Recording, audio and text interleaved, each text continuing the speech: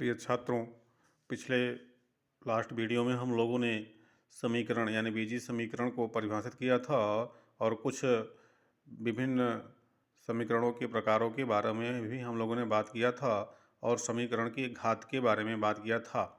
छात्रों, इस वीडियो में हम लोग समीकरण के हल के बारे में बात करेंगे। छात्रों, समीकरण तो कई प्रकार के होते हैं, लेकिन यहाँ पे हम बीजीय समीकरण पे बात करेंगे। तो पहले छात्रों हम लोग जनरल इक्वेशन यानी समीकरण पे ही बात करते हैं। तो समीकरण के हल यानी सॉल्यूशन ऑफ इक्वेशन या अलजेब्राइक इक्वेशन, समीकरण का हल क्या है? हल का मतलब क्या होता है? समाधान। जैसे हम आपको बता दें छात्रों कि जो समीकरण है प्रकृति में एक समस्या के रूप में उत्पन्न होती है। उस समस्या का समाधान ही या निदान कहें या उपचार ही समीकरण का हल कहलाता है। जैसे कि छात्रों उदाहरण के रूप में व्यवहारिक रूप में देखा जाए कि जैसे आपको बीमारी है जिससे कि आप परेशान हैं, पीड़ित हैं। अब बीमारी एक समस्या हो गई। अब इस समस्या का आप निदान चाहते हो, उपचार चाहते हो, समाधान चाहते हो।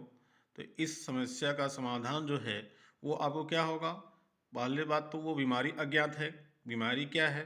बीमारी की आपको अगर जानकारी हो जाती है जांच के द्वारा तो फिर उस बीमारी का एक निश्चित इलाज यानी दवा होगी।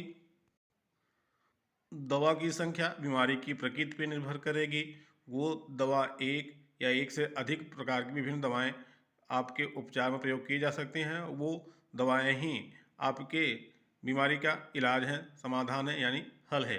अर्थात आप समझो तो बीमारी एक समीकरण है और दवाई उसका समाधान है, उसका हल है।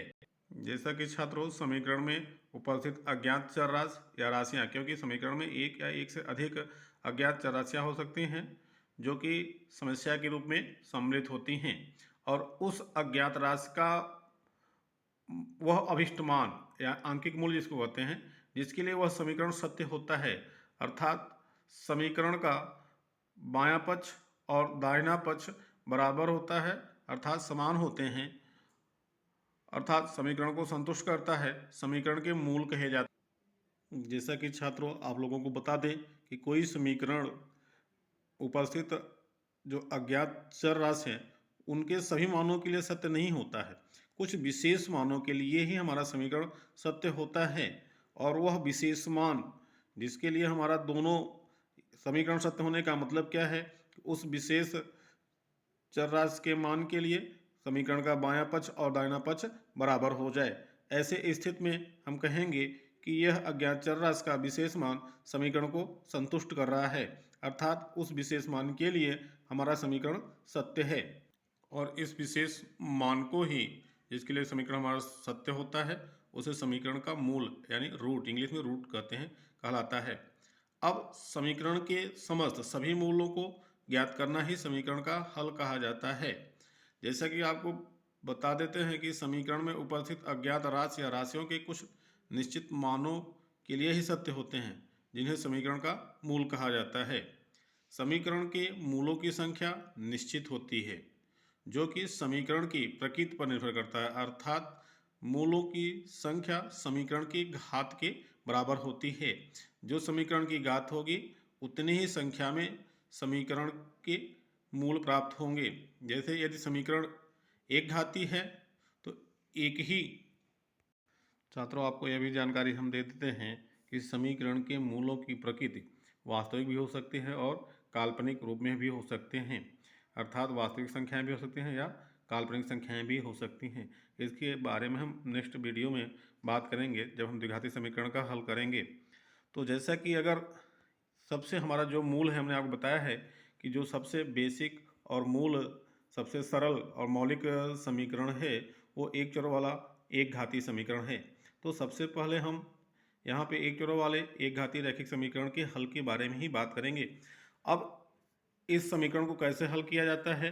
हम इसे पक्षांतर विधि द्वारा यानी कि ट्रांसफर मेथड से हल करते हैं। पक्षांतर का मतलब, जैसा कि छात्रों आपको जानकारी है कि समीकरण में दो पक्ष होते हैं, बायां पक्ष और दाहिना पक्ष। अब जैसे कि सामान्यतः आपका जो अज्ञात चर राशि है वो किसी एक पद में सम्मिलित है। जैसे कि यहाँ आप उदाहरण में देख पा रहे हो, हम एक चरों वाला एक घाती रैखिक समीकरण के व्यापक में बात करते हैं तो ये जो आपका पद है ए एक्स, इसी में अज्ञात राशि हमारी कौन सी है, यक्स है।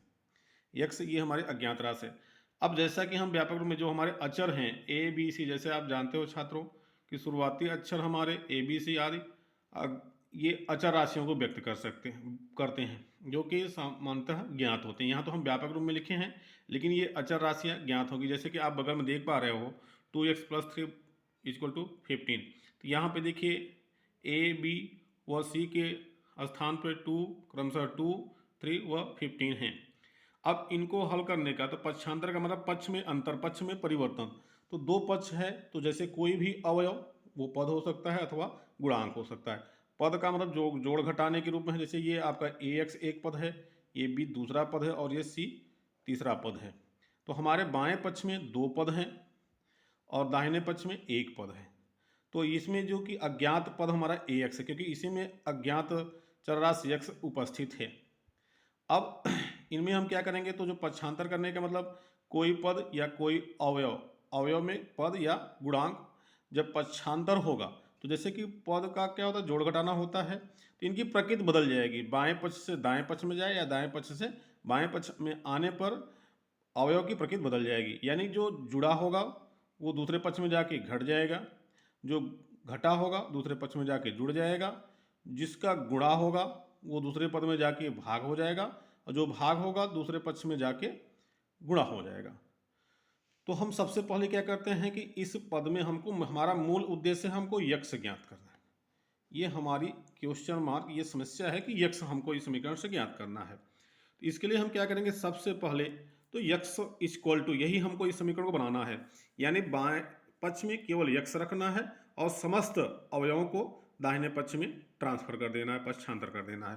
तो जैसा कि पहले हम क्या करेंगे कि ए एक्स के अलावा जो अन्य पद हैं जो कि जोड़ घटाने के रूप में हैं, उन पदों को हम दूसरी तरफ ट्रांसफर करेंगे। तो जैसा कि बी यहाँ पे क्या है, प्लस के रूप में है, तो जब ये दूसरी तरफ जाएगा